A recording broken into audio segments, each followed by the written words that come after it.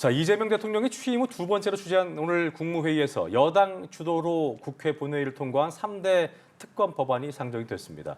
이재명 대통령이 재가를 하면서 3대 특검이 이달 내에 출범할 수 있다는 전망이 나오고 있는데요. 향후 일정들 자세히 짚어보겠습니다. 네, 한편 내란 혐의 등으로 재판을 받고 있는 윤 전 대통령이 어제 열린 6차 공판에서 직접 발언 기회를 얻어 반박하는 모습을 보여 눈길을 끌었습니다. 관련 내용들 이경민 변호사와 함께 짚어보겠습니다. 어서 오세요. 안녕하세요. 네. 자, 조금 전 저희가 그 대통령실 브리핑 함께 보셨는데요. 오늘 국무회의에서 민주당 주도로 국회를 통과한 이른바 3대 특검 법안이 상정이 됐고 국무위원들이 심의 의결을 했고 조금 전 들으신 것처럼 재가도 됐습니다. 이제 특검 출범까지 남아있는 기간에 절차들이 있을 텐데 정리를 좀 먼저 해볼까요? 네, 일단은 이제 가장 먼저 해야 될 게 이제 특검을 임명을 하는 것입니다. 예. 그럼 특검을 임명을 하기 위해서는 일단은 국회의장이 이재명 대통령에게 서면으로 이제 특검을 지금 임명을 해달라 요청을 할 것이고요. 네. 그러면 이 대통령이 이 민주당과 그다음에 이제 비교섭단체 중에 가장 의석수가 많은 조국혁신당에 이렇게 한 명씩 후보자를 추천을 해달라 이렇게 의뢰를 하게 됩니다. 그럼 이쪽에서 이제 한 명씩 추천이 된 그 후보자 중에서 이제 이 대통령이 이제 후보를 이제 임명을 하게 될 것이고, 예. 그럼 그 이후에 특검보부터 시작을 해서 나머지 이제 절차들이 꾸리게 되면 한 20일 정도가 소요가 될 것으로 예상이 되고요. 그래서 빠르면 아마 다음 달 중순 정도부터는 본격적인 수사가 진행이 되지 않을까. 그래서 이제 특검이 정상적으로 가동이 되지 않을까 이렇게 좀 추정을 해볼 수 있을 것 같습니다. 그렇군요. 네, 역대급 규모로 특검 3개가 동시에 가동하는 거는 이번이 처음이잖아요. 그러면 구체적인 뭐 수사 대상이랑 그 규모는 특검이 출범한 이후에 좀 구체적으로 정해지는 건가요? 그렇죠. 이제 특검 법에는 어떤 혐의에 대한 수사를 할 것인지에 대해서 지금 이제 어느 정도 틀이 짜여져 있고, 그래서 뭐 내란 특검에는 뭐 60명의 검사가 파견이 될 것이고, 뭐 김건희 여사 특검에는 뭐 40명, 그다음에 나머지 3명 특검에는 이제 뭐 20명 정도 이제 검사가 파견될 거다라고 해서 120명이 지금 파견 검사로 예정이 되어 있는데, 이 규모가 얼마나 큰 규모냐면 중앙지검이 사실 이제 검사 수가 210명 정도 되거든요. 예. 그럼 그 절반 정도 되는 수준이다 보니까 어떻게 보면 한 지청에 있는 검찰청을 하나를 구성을 한 것이다. 이렇게 이제 상징적으로 해석이 될 정도로 정말 많은 검사가 파견이 되고, 어쨌든 이런 내용들로 봤을 때는 비용적으로도 상당한 비용이 소요될 것으로 예상이 되지만 예. 그만큼 어떻게 보면 국민적인 뭐 의혹에 대한 이런 해소에 대한 열망이 컸었고, 그래서 그런 부분들을 진행을 하는 과정에서 이렇게 초유의 3개의 특검을 동시에 가동하는 그런 사태까지 가지 않았나 싶고, 예. 수사 대상과 관련해서는 이게 중요한 부분이 인지 수사에 대한 조항이 들어가 있다는 것입니다. 예. 인지 수사가 가능하다는 부분은 혐의를 조사를 해 나가는 과정에서 추가로 파악을 해야 될 부분이 있다라고 하면은 추가로 그 제명에 대해서도 수사를 할 수가 있고요. 그리고 수사 대상도 넓힐 수가 있습니다. 네. 그래서 지금 상태에서는 만약에 혹시나 대통령실 관계자가 이런 부분들에 연루가 되어 있다라고 해석이 되면 그럼 그 부분에 대해서 수사의 그런 가능성이 열려 있고, 추가적으로 이제 국회의원도 이런 부분들에 대해서 뭔가 이제 관여한 부분이 있다라고 한다면 수사 대상으로 올라서 아마 이 혐의점이 있는지 여부에 대해서도 파악을 할 수가 있어가지고 예. 이 3개 특검법에 대해서 이제 인지 수사가 가능하다라는 부분이 앞으로 수사 대상이 어떻게 될지, 뭐 초유에 더 뭐 늘어날 수 있을지 뭐 이런 부분까지도 예상이 될 수 있어서 앞으로 좀 지켜봐야 될 것 같습니다. 그리고 조금 전에 그 발표에서 보면 공직 후보자 대통령의 개정안에 대한 내용이었는데, 공직 후보자 정보수집관리 권한에서 법무장관을 제외한다. 그러니까 고위공직자 인사 검증 업무를 담당했던 법무부 인사정보관리단을 폐지하는 안건도 제가가 된 건데, 인사정보관리단이 만약에 폐지가 되면 어떤 변화가 생기는 건지 시청자 이해를 위해서 좀 쉽게 좀 설명해 주시죠. 그러니까 이제 윤 대통령 시절에 이제 그 정부에서는 이제 그 대통령실에 있었던 그 고위공직자에 대한 인사 검증 권한을 법무부로 이관을 했었습니다. 그랬었죠. 그래서 법무부에서 이제 고위공직자에 대해서 이렇게 이제 뭐 인사 검증 시스템을 가동을 했었는데, 그게 이제 지금 폐지가 됐기 때문에 다시 이제 대통령실 민정수석실로 그 권한이 이양된다라고 생각하시면 될 것 같습니다. 그래서 이제 대통령실에서 이제 그런 부분들에 대해서 담당을 하게 될 것이고, 예. 사실 그 이 폐지와 관련해서는 이전부터 그때 당시에 이제 그 법무부에 속해 있던 그 검사들에 대해서도 이 전보 조치를 내렸었거든요. 네. 그래서 아마 이 어느 정도 이제 이 고위공직자의 인사검증과 관련해서는 앞으로 이제 대통령실로 그 권한이 복귀가 될 것이라는 걸 예상을 하고 아마 절차가 진행되어 왔다 이렇게 해석할 수 있을 것 같습니다. 예. 네. 그리고 아까 이제 검사징계법 얘기는 없었습니다만 그 오늘 검사징계법 개정안도 제가 될 거란 예상이 나오고 있었는데 일단 이 검사징계법 내용을 좀 봐야 될 텐데 검사징계법 개정안의 핵심 내용을 좀 짚어보면 좋을 것 같습니다. 그러니까 이제 그 검사징계법이 사실은 이제 검찰에 대한 개혁을 계속해서 이제 이재명 정부가 이야기를 해왔었고 예. 그래서 그 부분에 있어서 이제 어떻게 보면 처음 시작의 발걸음이다라고 생각하시면 될 것 같은데 검사에 대한 징계는 일단 쉽게 말씀드리면 검찰총장만 가지고 있었습니다. 네. 그래서 검찰총장이 징계를 하지 않는다면 사실 이제 징계를 할 수 있는 현실적인 방법이 없었는데 지금 이 검사징계법이 통과가 되면서 이 부분에 있어서 법무부 장관도 이 검사징계를 할 수 있다, 징계 요청을 할 수 있다라는 부분이 들어가기 때문에 결국은 이제 법무부 장관을 임명을 하는 주체가 대통령이다 보니까 예. 결국은 이제 대통령도 이런 부분들에 있어가지고 어느 정도 이제 개입의 가능성이 생기는 것이다. 그래서 이제 검사를 징계를 할 수 있는 트랙이 이제 검찰총장에서 법무부 장관 투 트랙으로 가게 된다. 이렇게 이제 이해를 하시면 될 것 같습니다. 그리고 이 김건희 여사 측이 특검 출범을 앞두고 공천 개입 등 명태균 씨 관련 범죄 혐의들이 성립하지 않는다고 주장하는 의견서를 검찰에 제출을 했는데 앞서 검찰이 김 여사 측의 출석을 지금 통보한 상황이잖아요. 이런 상황에서 의견서를 제출했다라는 건 어떤 의미로 받아들일 수 있을까요? 아무래도 이제 계속해서 이제 소환에 지금 불응을 하고 있는 그런 모습을 예. 보이다 보니까 뭐 당연히 이제 이후에 그 절차에 있어서는 강제 수사도 이제 어느 정도 이제 예상을 해볼 수 있을 것 같거든요. 그럼 그러다 보면 강제 수사로 가기 전에 어느 정도 이제 김 여사 측에서도 우리가 이런 입장으로 앞으로 변론을 할 것이다라는 부분은 조금 이제 수사기관에 이렇게 좀 흘려줘야 될 필요성이 있었다라고 좀 해석을 할 수 있을 것 같습니다. 그래서 수사에 마냥 우리가 불응을 하는 것이 아니라 이 내용들이 지금 진행되고 있는 것들에 대해서 이렇게 우리는 지금 입장을 가지고 있고 그 입장에 대해서는 왜 지금 이게 정치자금법 위반이 아닌지, 왜 뇌물죄가 되는 것이 아닌지, 뭐 이런 부분들에 대해서 범죄 혐의가 성립이 되지 않는다라는 내용에 반박하는 내용들을 제출을 해놓고 이 제출된 내용들이 있다라고 하면 나중에 조사가 진행됐을 때 조금 더 수월하게 진행되는 부분도 있을 수 있거든요. 왜냐하면 우리가 이런 입장이기 때문에 여기 연장선상에서 이 진술을 하게 됐을 때는 이제 추가로 덧붙이면 되기 때문에 그래서 이런 뭐 이전에 출석에 불응하는 그런 모습들에 대해서도 조금 의혹을 좀 해소시키는 그런 측면도 있고 앞으로의 우리가 이제 어떤 방향으로서 대응을 할 것이다. 뭐 이런 좀 뭐 암시를 주는 측면에서도 이런 반박하는 내용의 변호인 의견서를 제출을 했다. 이렇게 이해하면 될 것 같습니다. 자, 그리고 순직해병 특검 최장 아까 발표에서는 최장 140일, 나머지 170일 수사 가능하다는 내용도 있었고 최대 105명의 수사 인력이 배치될 수 있다라는 내용을 저희가 전해 들었었는데 이 순직해병대원 순직 사건 그 수사 외압을 수사 중인 공수처가 특검 전에 수사의 속도를 내는 모습인 것 같습니다. 대통령 경호처에서 대통령실 내선 기록을 추가로 확보했다는 소식이 전해졌는데 대통령실 내선 번호 기록이 해당 의혹 실마리를 찾는 데 있어서 중요한 것 같습니다. 어떤 의미를 갖는 겁니까?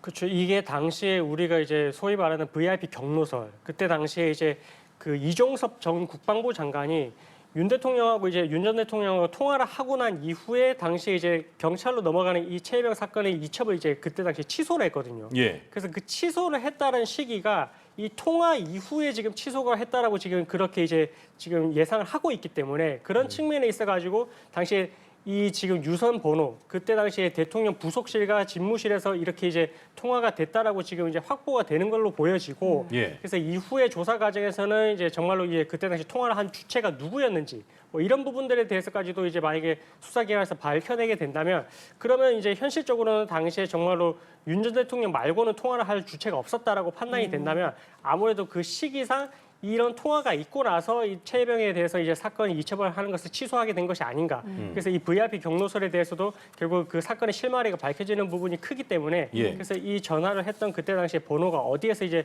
발신이 된 것인지 뭐 이런 부분들에 대해서 계속 수사에 속도를 내고 있는 것 같습니다. 자, 특검을 앞두고 경찰도 수사에 속도를 내고 있습니다. 앞서 경찰이 윤 전 대통령에 대해서 체포 저지를 지시한 혐의 등으로 소환을 통보했는데 윤 전 대통령 변호인이 서면으로도 조사가 가능하다면서 사실상 출석 의사가 없음을 내비춘 거잖아요. 그러면 이렇게 되면은 경찰 측에서는 좀 체포영장을 신청할 가능성도 있는 건가요?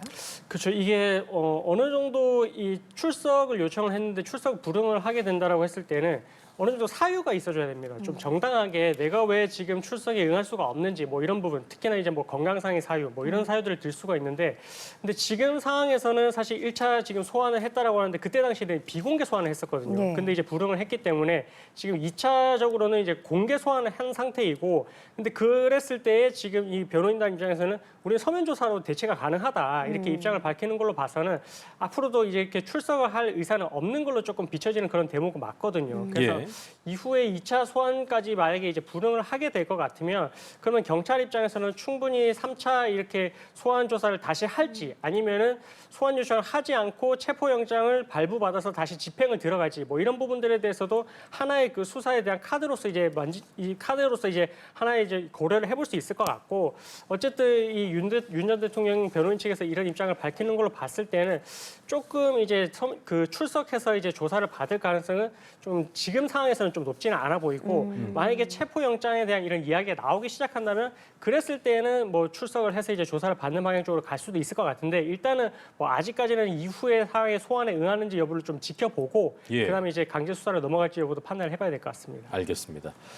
자, 그런가 하면 어제 이제 윤 전 대통령의 내란 혐의 사건 6차 공판 소식이 전해져 왔는데 어제 증인으로 출석했던 이상현 전 여단장이 재차 윤 전 대통령한테 불리한 진술을 이어가다 보니까 윤 전 대통령이 직접 반박을 했습니다. 그동안 침묵을 유지했던 것과는 굉장히 대조적인 모습이었는데요. 직접 반박한 이유 어떤 의미라고 보셨습니까? 일단은 계속해서 이제 불리한 진술들이 좀 일관되게 쏟아지고 있는 것 같습니다. 그러니까 이제 뭐 이 의원들을 체포를 하라, 그러니까 이제 끌어내라라는 지시가 있었다라고 이제 계속해서 이제 그 사단장부터 해서 이하 밑에 있는 부하 직원들까지 계속해서 이제 진술이 나오고 있다 보니까 예. 아마 이런 부분들에 있어서는 어느 정도 이제 적극적으로 좀 반박을 해야 이 진술의 신빙성을 깰 수 있다라고 조금 생각을 하고 있는 것 같고요.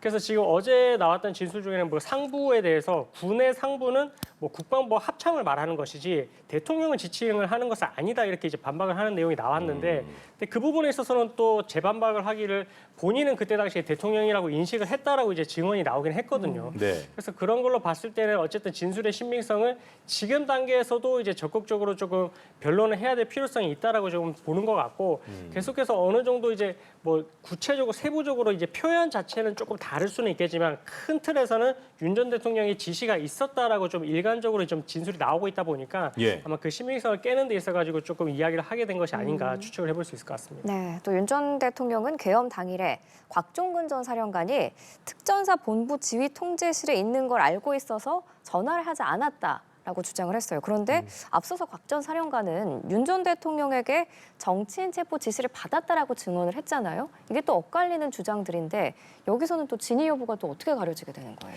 근데 윤 전 대통령 입장에서는 어쨌든 본인은 그런 지시를 안 했다라고밖에 지금 할 수가 없을 것 같고, 그럼 이제 그 상대방 이 지시를 받았다라고 하는 측이 이제 어떻게 진술을 하는지가 사실은 중요할 것 같은데, 네. 그러면 이제 지금 그런 지시를 하지 않았는데도 불구하고 이런 지시를 받았다라고 이제 진술을 하고 있는 것은 결국 이제 거짓 진술을 하고 있다라고 그렇게 지금 볼 수밖에 없는데, 그러면 거짓 진술이라고 한다면 네. 거짓 진술을 할 동기가 있는지도 중요합니다. 사실 이제 곽종근 전 사령관 입장에서는 이렇게 본인이 지시를 받았다라고 일관되게 이야기를 하는 부분이 어떻게 보면은 본인도 처벌의 가능성이 있는 부분이거든요. 지시를 받고 이렇게 처리를 했기 때문에 본인도 어떻게 보면 이 내란 혐의에 지금 주요 임무 종사자로서 처벌을 받을 수 있는 그런 가능성이 있음에도 불구하고 이 지시를 받아서 그렇게 이제 어느 정도 본인도 이제 이행을 했다라는 측면이 있는 그런 진술을 하고 있는 것을 보면 아무래도 본인이 이렇게 불이익이 있는 것을 감수를 하고 진술을 하고 있는 그 사람의 진술의 신빙성이 더 높다라고 판단할 수밖에 없어가지고 예. 물론 이제 진술의 신빙성을 최종적으로 이제 재판부에서 가리기는 할 테지만 그런 이제 거짓 진술을 할 동기가 있는지 이 부분도 중요하고요. 그리고 나머지 다른 또 이제 지시를 받았다라고 하는 다른 군인들의 진술도 만약에 이제 일관성 있게 이렇게 진술이 나오게 된다면 그러면은 주요 증인들의 증언이 일치된다라고 볼 수가 있어서 그렇다라고 하면은 윤 전 대통령의 진술보다는 군 관계자들의 진술이 조금 더 신빙성이 있는 쪽으로 보지 않을까, 좀 이렇게 조심스럽게 해석하고 있습니다. 자, 그런가 하면 어제 법정에서는 비화폰 서버에 대한 압수수색 영장 발부를 놓고 검찰과 윤 전 대통령 측 간의 공방이 있었습니다. 바로 이제 그 방식에 대한 부분이었는데, 윤 전 대통령 측 같은 경우도 이 비화폰 서버 관련 자료를 제출받을 필요성엔 동의를 했지만 이게 압수수색은 아니고 제출 명령, 그러니까 이제 임의 제출을 통해서 진행해야 된다 주장을 했습니다. 시청자 여러분 볼 때는 이 방식이 어떤 차이가 있는 거야 궁금해하실 텐데 그 방식의 차이를 좀 짚어볼까요? 그렇죠. 임의 제출이라는 것은 그러니까 이제 본인들한테 요청을 받은 부분에 한해서만 제출을 하겠다.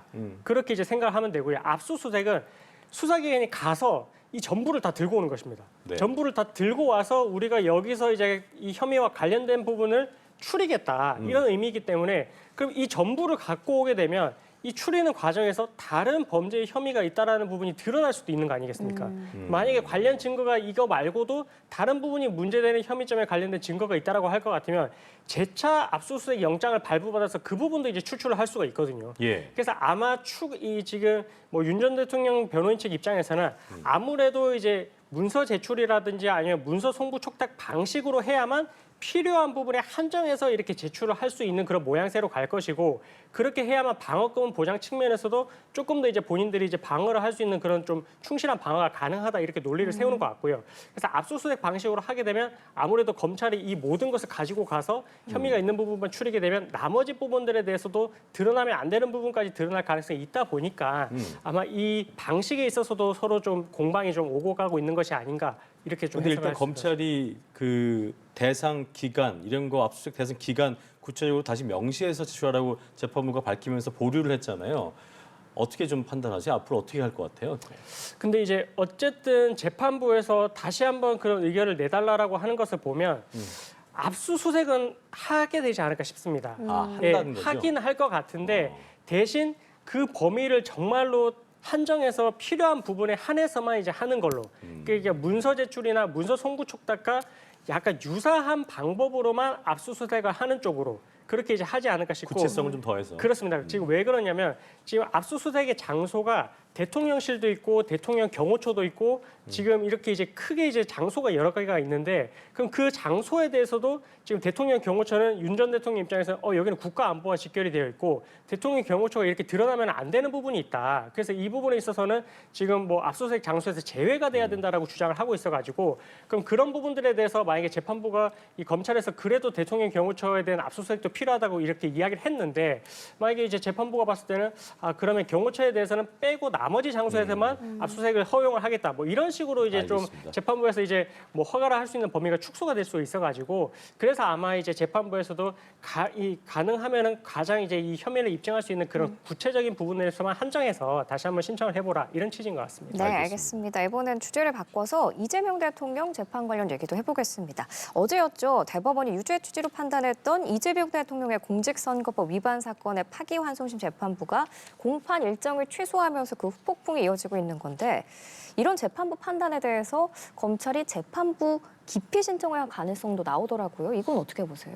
그 재판부를 기피를 할 정도가 된다면 재판의 진행 과정에 있어서 정말로 이제 불공정성이 의심되는 그런 내용들이 좀 있어야 되거든요. 예. 근데 사실 지금 상태에서는 아직까지 뭐 항소심 재판부에서는 사실 뭐 진행된 건 없었고 그래서 지금 상태에서 재판부는 헌법 제84조를 근거로 지금 이제 기일을 추정을 해놓은 것이기 때문에 예. 이 기일에 관련된 그러니까 소송 절차와 관련된 부분에 대해서 이 공정성을 의심을 하면서 이제 기피 신청을 하는 것은 뭐 할 수는 있겠지만 그게 받아들여질 가능성은 제 입장에서 높지 않다라고 생각이 되고 그래서 이제 뭐 이외에 뭐 이의 신청을 한다든지 아니면 뭐 항고에 대한 이야기 뭐 이런 부분도 나오기는 하던데 사실은 뭐 항고로 하는 부분도 이게 형사소송법에서 이 항고에 대한 대상을 한정을 하고 있는데 특히나 이제 이 소송 절차와 관련된 부분은 항고 대상도 아니라서 결국은 이렇게 이제 검찰에서 이의 신청을 한다 하더라도 그 나머지 절차들도 받아들여질 가능성이 좀 희박하지 않을까 이렇게 해석을 할 수 있을 어쨌든 것 같습니다. 추후에 형사소송법 개정안이 처리가 된다면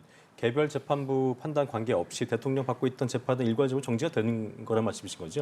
그렇죠. 지금 이게 왜 이게 문제가 되냐면 헌법 84조만 있기 때문에 이게 새로 기소가 안 되는 건지 아니면 진행 중인 재판이 그것까지 포함이 되는 건지 이렇게 해석의 가능성이 있는데 만약에 이 법안이 새롭게 이제 통과가 된다면 결국은 이제 법률을 통해서 이게 정리가 되는 것이라서 그럼 뭐 자연스럽게 이제 공판 절차가 정지가 되고 아마 이후의 재판들은 뭐 이후에 대통령이 이 임기가 끝나고 나서 진행이 되는 쪽으로 되지 않을까 뭐 이렇게 볼 수 있을 것 같습니다. 알겠습니다. 예, 알겠습니다. 지금까지, 네. 오늘 사건 현장 이경민 변호사와 함께했습니다. 말씀 잘 들었습니다. 고맙습니다.